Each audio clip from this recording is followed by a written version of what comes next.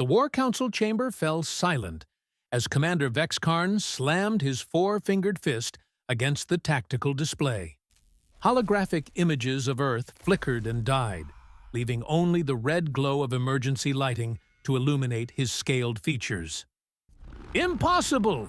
he roared, mandibles clicking in frustration. "How can one species, one backwards planet of water-dwelling mammals, hold off the entire 7th Fleet?" His second-in-command, Lieutenant Pyra, shifted her weight from one leg to another, her tail sweeping nervously across the metal floor. She'd seen the commander angry before, but never this rattled. "Sir, the latest reports from the surface teams are, well..." She paused, her throat sac inflating with anxiety. "They're concerning." "Concerning?" Vex'karn's voice dropped to a dangerous whisper. "Pyra, we've lost 3 dropships, 17 armored assault vehicles, and an entire battalion of our finest warriors to a settlement the humans call. And I'm reading this correctly. Dusty Creek, population 847. Pyra winced. 846 now, sir. One of them died of old age during the siege. The commander's eye stalks swiveled to stare at her in disbelief. "You're telling me that even their natural death rate didn't help us?" "Technically, it did reduce their numbers by 0.12%, sir." "Get out!" "Sir, Out!" Pyra scurried toward the exit, her claws clicking against the floor. She paused at the doorway, looking back at her superior. "Sir, the human delegation is here. They're requesting an audience." Vex'karn's scales shifted from red to a sickly purple, a color that among his people indicated either extreme embarrassment or the onset of digestive issues. Given the circumstances, it could have been both. "Fine," he hissed. "Send them in. Let's see what demands these primitives have for us now." The doors slid open with a pneumatic hiss, and 3 humans walked in. Well, 2 walked.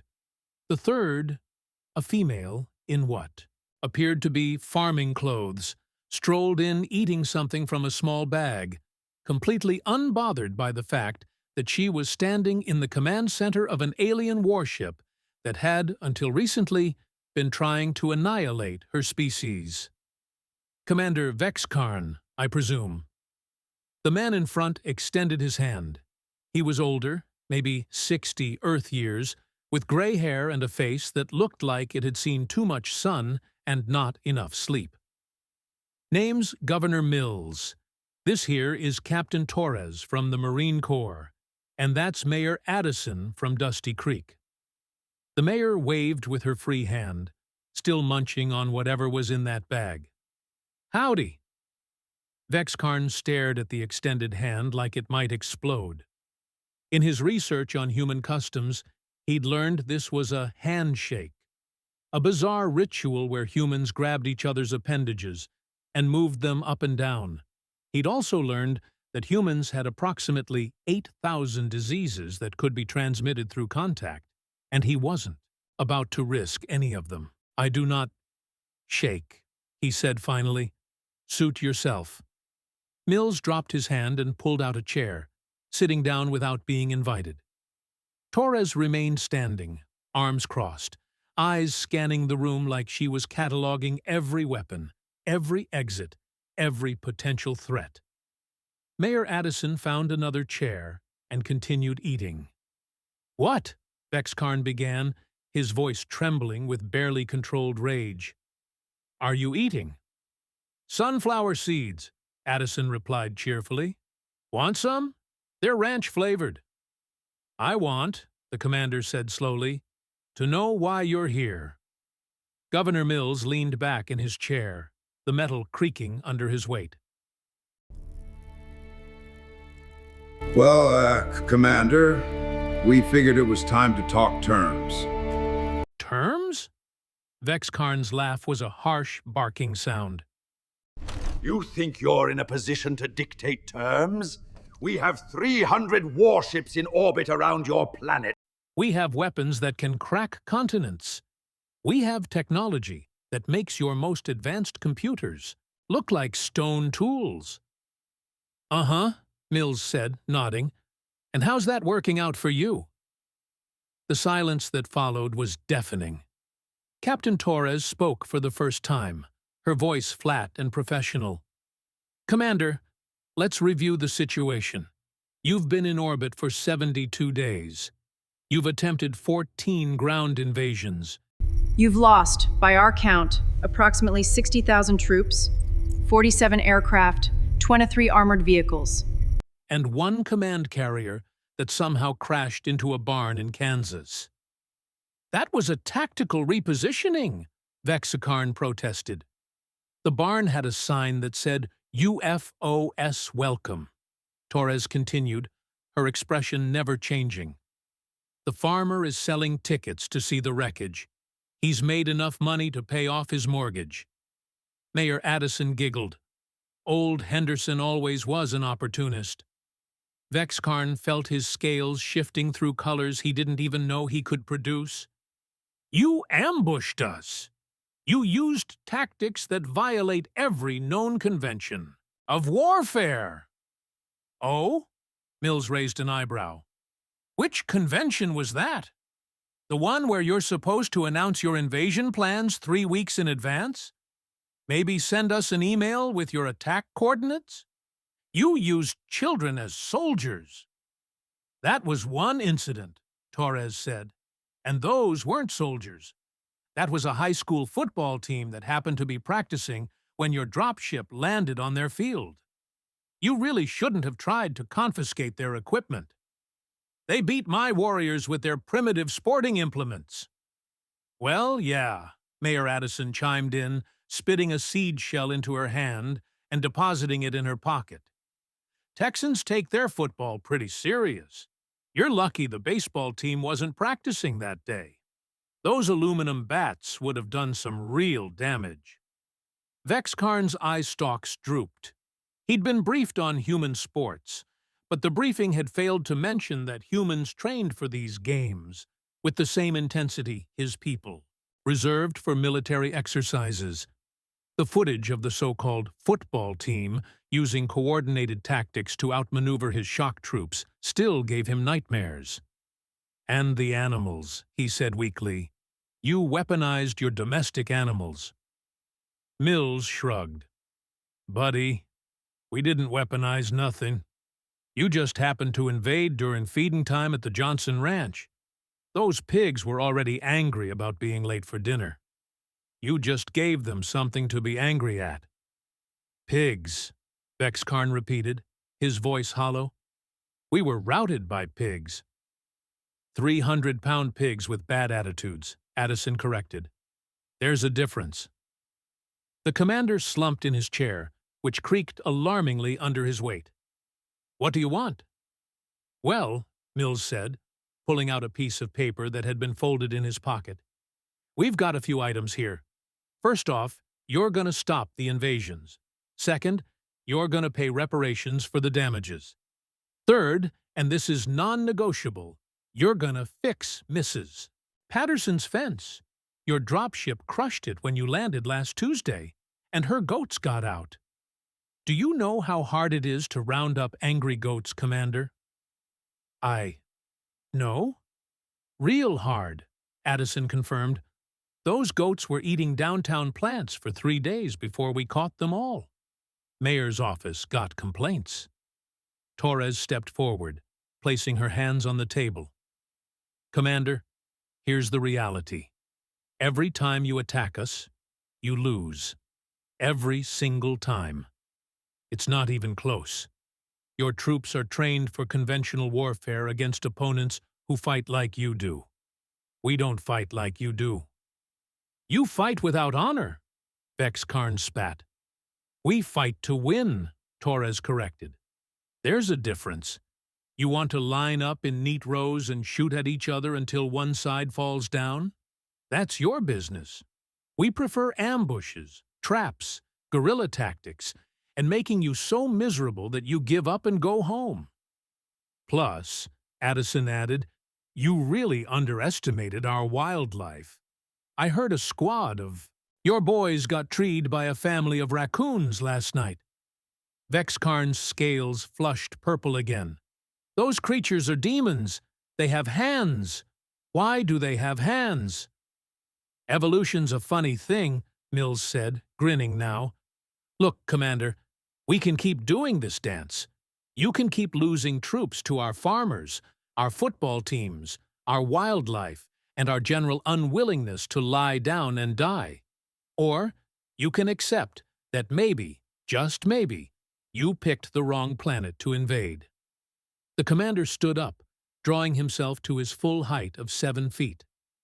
He towered over the seated humans, his scales shifting to an aggressive red, his crest rising in a display of dominance. His hand moved to the ceremonial blade at his side. "And if I refuse," he growled, "if I simply take what I want?" Governor Mills didn't stand. He didn't even look impressed. He just sat there, calm as could be, and smiled. That smile worried Vex'karn more than any weapon could have. "Well," Mills said slowly, "then I guess we'll have to show you what we've really been holding back." "Holding back?" The commander's laugh was sharp and bitter. "You expect me to believe you've been holding back?" Captain Torres pulled out a small device and clicked a button. A holographic display appeared above the table, showing images that made Vex'karn's blood run cold. "These are our actual military forces," she said. "You've been fighting civilians for the past 2 months. Farmers, teachers, retired folks, the occasional high school athlete. You haven't even seen our army yet." Vex'karn stared at the images, rows upon rows of soldiers, tanks, aircraft, weapons that looked primitive but somehow deeply threatening. And the numbers. Oh, the numbers. "That's impossible," he whispered. "Our intelligence said—" "Your intelligence was based on our public internet," Mills interrupted. "Which, I gotta say, was pretty naive of you. Did you really think we'd put our actual military secrets on social media?" Mayor Addison stood up, brushing seed shells off her lap.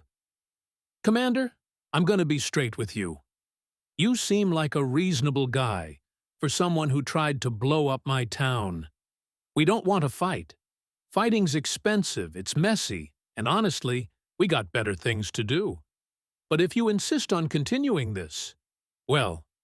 She paused, her friendly demeanor dropping away to reveal something cold and hard underneath. "We've survived ice ages, world wars, plagues, and the invention of reality television. You really think an alien invasion is going to be the thing that does us in?" The commander looked at each of them in turn. The old governor with his calm smile, the military officer with her calculating eyes, the small-town mayor who'd spent the entire conversation eating sunflower seeds like they were discussing the weather instead of an interplanetary war. He thought about his troops, demoralized and confused. He thought about the reports coming in daily of new defeats, new humiliations.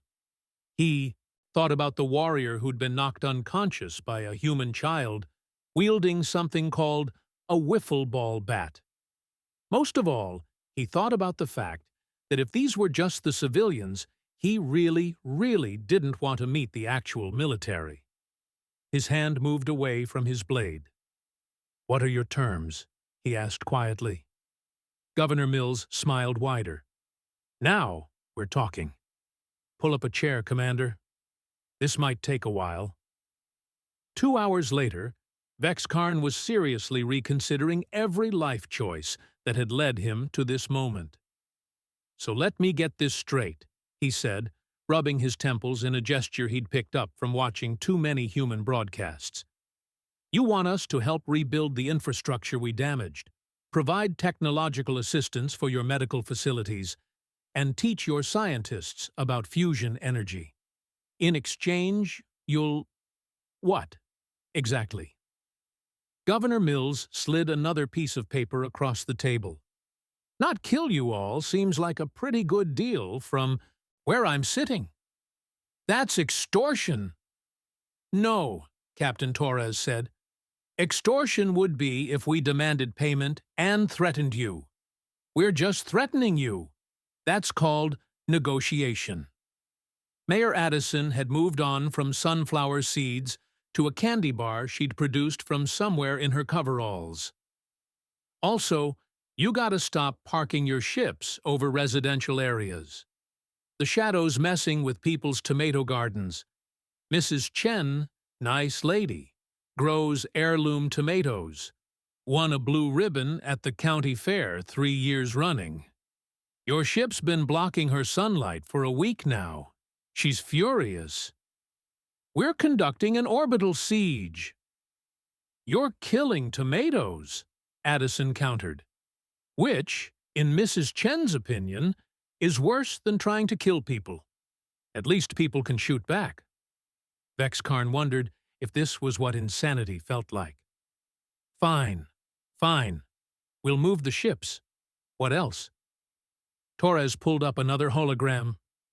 Your troops have been confiscating supplies from civilian populations. Food, water, medical equipment. That stops immediately. My soldiers need to eat. Should have thought about that before you invaded, Mills said cheerfully. We didn't ask you to come here and blow up our stuff. That was your idea. You want food? You can buy it like everyone else. Buy it? With what? We're a military fleet. We don't carry currency. Well then, Addison said, unwrapping her candy bar with a crinkle that seemed impossibly loud in the tense silence. I guess you better figure something out. Maybe your homeworld can wire you some money. They got Venmo in space? The commander's scales had gone through so many color changes in the past few hours that he was pretty sure he'd unlocked new ones. He pulled up his own datapad, his claws clicking against the surface as he typed rapidly. I need to consult with my superiors, he said finally. This is beyond my authority to negotiate. Sure thing, Mills said, standing up and stretching. His back made a popping sound that caused Vex'karn to flinch. Take your time. We'll be at the Waffle House down the street. You know where that is? The Waffle House? Yep. Can't miss it. Big yellow sign. Makes the best hash browns you've ever tasted. Well, probably not for you, given your whole methane-based digestive system thing. But still, we'll be there. The three humans walked toward the door. Vex'karn watched them go, confusion and frustration warring for dominance in his mind. Wait, he called out. They stopped, turning back to look at him. Why aren't you afraid? Your entire planet is under siege. We could destroy your cities from orbit. We have the power to render your world uninhabitable. Why do you act like this is just... Another Tuesday? Torres supplied. Yes. Governor Mills walked back to the table, his expression growing serious for the first time since the meeting began. Commander, let me tell you something about humans. We're a stubborn species. We've been knocked down more times than you can count, and every single time, we get back up. We've fought each other for thousands of years over everything from territory to religion to what color a dress is on the internet. We've survived extinction events, natural disasters, and our own terrible decisions. You think an alien invasion scares us? Hell, half the movies we make are about fighting off alien invasions. We've been preparing for this our whole lives without even knowing it. That's insane, Vex'karn whispered. Yeah, Mills agreed, smiling again. It really is. See you in an hour, Commander. Don't keep us waiting. Mayor Addison gets cranky when her blood sugar drops. This time, they actually left. Vex'karn sat alone in the command center, surrounded by blinking lights, and the soft hum of alien technology that was supposed to make him superior. Supposed to make this easy. He opened a communication channel to the fleet admiral back home. The admiral's face appeared on the screen, her scales a dignified blue, her crest perfectly groomed. She looked nothing like the exhausted, confused mess Vex'karn had become. "Commander," she said, her voice crisp. "Status report." "Admiral, we have a situation." "I'm aware. The High Council has been monitoring your progress, or lack thereof." Her tone could have frozen nitrogen. "Explain to me how an entire fleet has been stalled by a species that still uses combustion engines." Vex'karn took a deep breath, his lung sacs expanding. "Admiral, with all respect, our intelligence was wrong. Catastrophically wrong. These humans, they're not like any species we've encountered before. They're carbon-based bipeds with no natural armor, no venom, no significant physical advantages whatsoever. They should have surrendered the moment we entered orbit."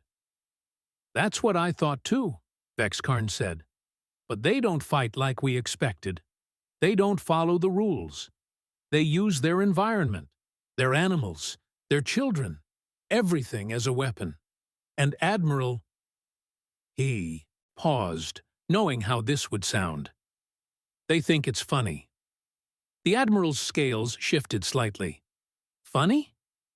They're selling tickets to see our crashed ships. They're making jokes about our losses. They're treating this entire invasion like it's some kind of entertainment. One of their information networks called it the most incompetent alien invasion since Independence Day, whatever that means. This is unacceptable. We'll escalate. Orbital bombardment. We'll show them." "No!" Vex'karn's outburst surprised even himself. "Admiral, please, that would be a mistake. They want us to escalate. They're baiting us. Every time we increase our aggression, they respond with something worse. Do you know what happened when we tried to use our sonic disruptors on a farming community?" "I'm afraid to ask." "The farmers drove their tractors into our formation.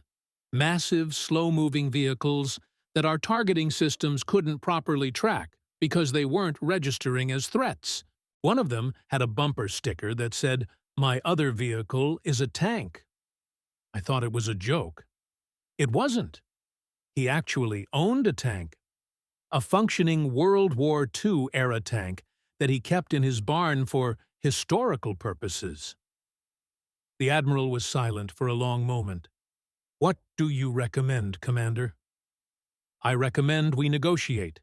Accept their terms. Withdraw with whatever dignity we have left. The High Council will never approve. We've invested too many resources in this campaign. The political fallout alone—" "Will be worse if we continue," Vex'karn interrupted. "Admiral, they haven't even deployed their actual military yet. Everything we've fought so far has been civilians.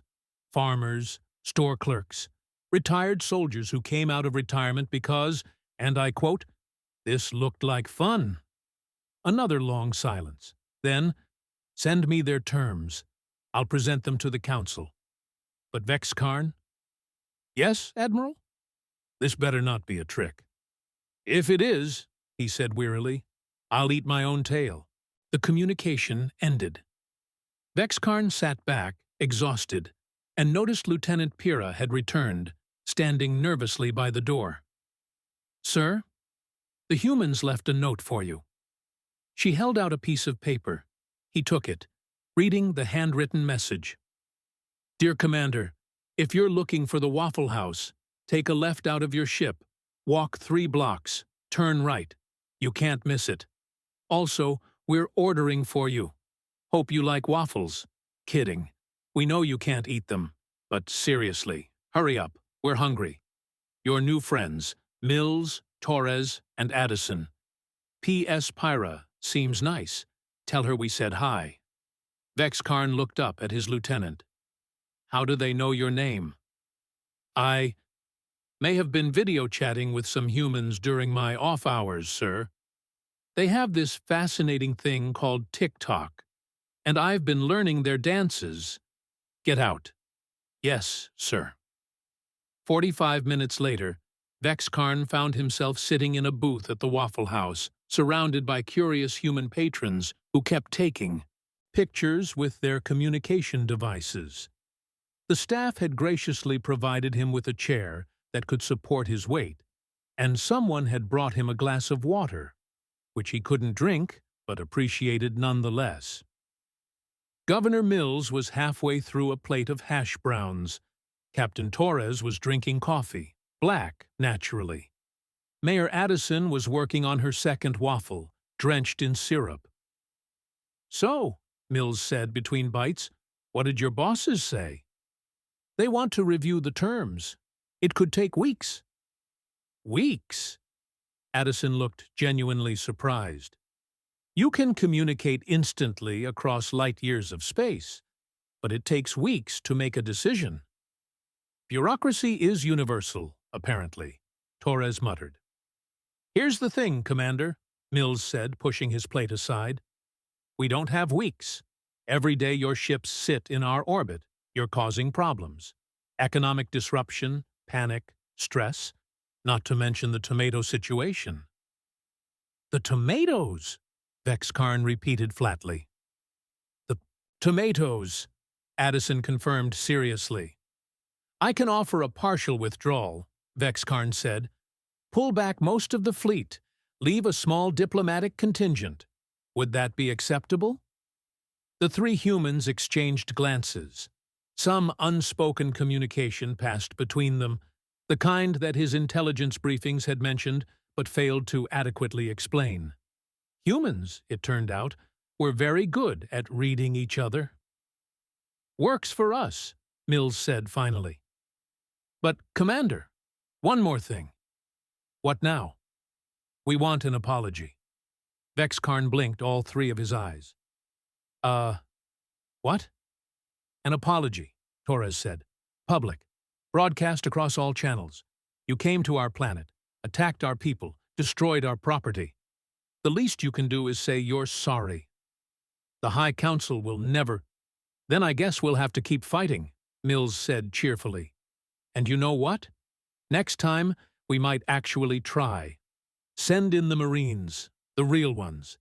See how that goes for you."